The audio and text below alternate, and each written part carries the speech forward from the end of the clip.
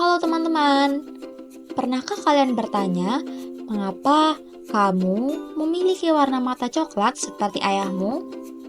Atau memiliki rambut keriting seperti ibumu? Nah, ternyata jawaban ini terletak pada gen. Gen adalah unit dasar dari pewarisan sifat yang menentukan segala sesuatu mulai dari warna mata hingga tinggi badan. Nah, dalam video ini kita akan bersama-sama belajar secara singkat bagaimana cara gen bekerja dan bagaimana sifat diwariskan dari orang tua ke anak. Jadi, yuk kita simak videonya sampai habis.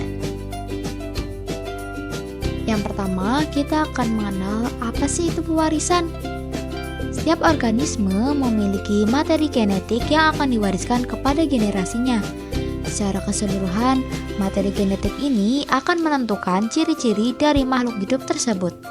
Pewarisan sifat merupakan penurunan sifat yang diturunkan dari induk atau orang tua terhadap anak atau keturunannya. Faktor-faktor yang diwariskan meliputi gen yang merupakan segmen DNA pada kromosom. Pewarisan sifat adalah penurunan karakteristik dari satu generasi ke generasi berikutnya, yang melibatkan kode genetik yang diwariskan dari orang tua kepada anak. Materi genetik terdiri dari DNA, kromosom, dan gen. Hal ini memainkan peran kunci dalam menentukan sifat-sifat makhluk hidup. Gen merupakan unit dasar yang mengatur berbagai karakteristik seperti warna kulit, rambut, bentuk mata, dan juga penyakit. Teman-teman, ini adalah sel. Sel merupakan unit terkecil dari suatu organisme sebagai bahan penyusun kehidupan. Di dalam sel terdapat nukleus. Nukleus berfungsi untuk mengendalikan sel. Di sanalah informasi genetik disimpan. Dalam nukleus terdapat struktur yang disebut dengan kromosom. Kromosom terbuat dari DNA. Setiap kromosom terdiri dari satu molekul DNA. Bentuk silang yang kita kaitkan dengan kromosom muncul ketika DNA menggulung memadat untuk pembelahan sel. Mungkin teman-teman masih bingung, apa sih yang namanya DNA dan gen itu? Jadi, DNA atau deoksiribonukleik acid atau kita bisa menyebutnya dengan asam deoksiribonukleat membawa informasi genetik makhluk hidup. Bagian DNA dikenal sebagai gen. Gen mengandung kode untuk produksi protein tertentu di dalam sel. Lalu, di mana sih gen terletak di dalam tubuh? Jadi, gen terletak di dalam kromosom, tepatnya pada bagian yang disebut dengan kromomer atau nukleosom. Nah, satu kromosom bisa mengandung ratusan hingga ribuan gen. Setiap sel manusia normal mengandung 23 pasang kromosom dengan total 46 kromosom. Nah, teman-teman, gambar di atas adalah menunjukkan tingkat organisasi. Yang pertama, ada nukleus yang terdapat di dalam inti sel. Kemudian, di dalam nukleus terdapat kromosom. Nah, di dalam kromosom terdapat DNA, sedangkan gen adalah materi genetik yang tersusun atas DNA yang berada di dalam kromosom. Nah, jadi jumlah sel kromosom pada dalam tubuh manusia mengandung 46 kromosom atau 23 pasang. Pasangan-pasangan tersebut membawa jenis gen yang sama. Orang dengan kondisi dan sindrom tertentu bisa memiliki kromosom ekstra. Contohnya ada pada kasus Down syndrome.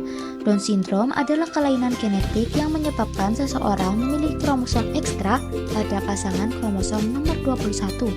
Kondisi ini dapat menyebabkan keterlambatan perkembangan fisik dan mental serta ciri-ciri fisik tertentu. Selanjutnya, kita akan mengenal lebih jauh tentang kromosom. XX dan XY dikenal sebagai kromosom seks. Pada wanita, pasangan kromosom tersebut identik dan dikenal sebagai XX. Namun, pada pria, pasangan kromosom tersebut berbeda dan dikenal sebagai XY. Teman-teman, selanjutnya kita akan belajar tentang sintesis protein. Sintesis protein adalah proses di mana tubuh membentuk protein yang terdiri dari rantai asam amino. Urutan asam amino yang digunakan dalam pembentukan protein menentukan sifat dan fungsi dari setiap protein tertentu. Proses ini berlangsung dalam dua tahap utama, yaitu transkripsi dan translasi. Transkripsi terjadi di dalam nukleus, sedangkan translasi berada di dalam sitoplasma. Yang pertama, ada proses transkripsi. Proses ini melibatkan pengubahan instruksi genetik yang terdapat dalam DNA menjadi messenger RNA atau mRNA. Enzim yang disebut RNA polimerase menempel pada bagian awal DNA yang dikenal sebagai promotor. RNA polimerase membaca urutan triplet basa DNA yang berisi informasi untuk merakit setiap asam amino. Dalam proses ini, urutan basa adenin atau A berpasangan dengan urasil atau U pada mRNA, sedangkan sitosin atau C berpasangan dengan guanin atau G. Setelah mRNA terbentuk, bagian intron atau bagian yang tidak digunakan untuk membangun protein akan dihilangkan, dan ekson, bagian yang akan digunakan, akan disambungkan bersama. Hasilnya adalah mRNA fungsional yang kemudian meninggalkan nukleus. Tahap yang kedua yaitu translasi.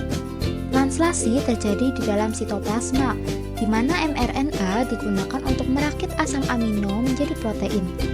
Proses ini melibatkan ribosom dan transfer RNA atau tRNA. Ribosom menempel pada mRNA di kodon awal.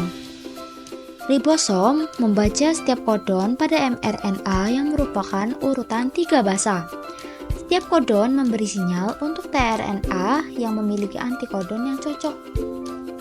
tRNA membawa asam amino yang sesuai ke ribosom.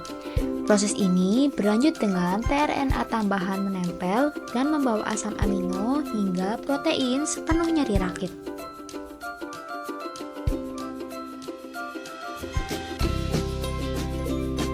Akhir sintesis protein ditandai dengan kodon berhenti.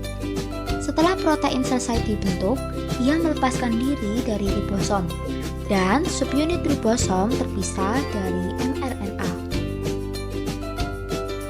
Selanjutnya, kita akan belajar tentang proses pembelahan sel, yaitu mitosis dan meiosis.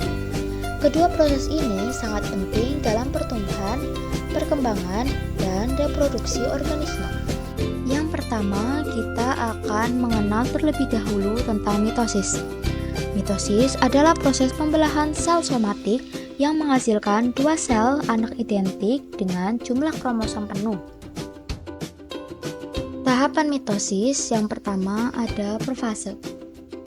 Kromosom memadat, membran inti akan larut. Lalu yang kedua ada metafase. Kromosom akan berjajar di tengah sel. Lalu yang ketiga ada anafase. Kromatid saudara akan ditarik ke kutub yang berlawanan. Lalu yang keempat ada proses telofase, yaitu pembentukan kembali membran inti dan sel yang terpisah. Lalu yang kedua ada tahapan meiosis.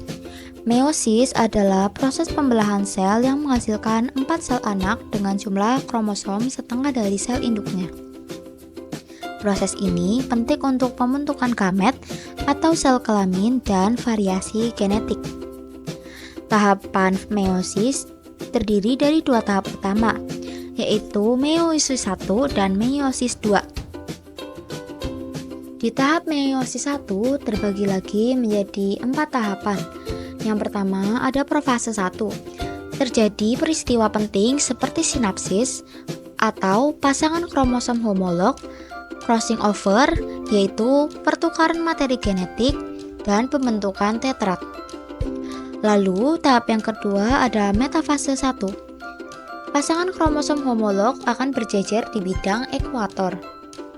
Lalu tahap yang ketiga ada anafase 1. yaitu kromosom homolog akan memisah dan bergerak menuju kutub yang berlawanan. Lalu, tahap yang keempat dari meiosis 1 adalah telofase 1. Terbentuknya dua sel anak dengan jumlah kromosom haploid.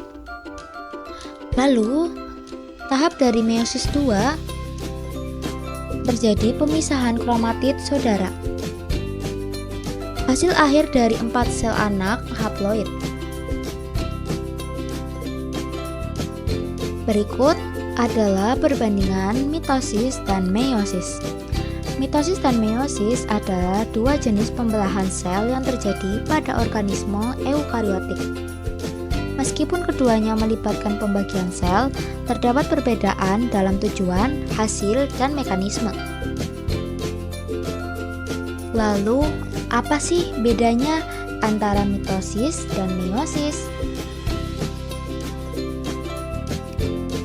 Teman-teman, ini adalah perbedaan antara mitosis dan meiosis.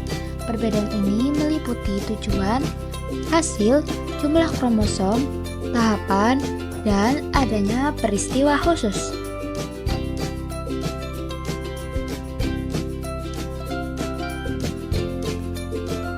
Selanjutnya ada contoh pewarisan sifat. Yang pertama ada gen dominan.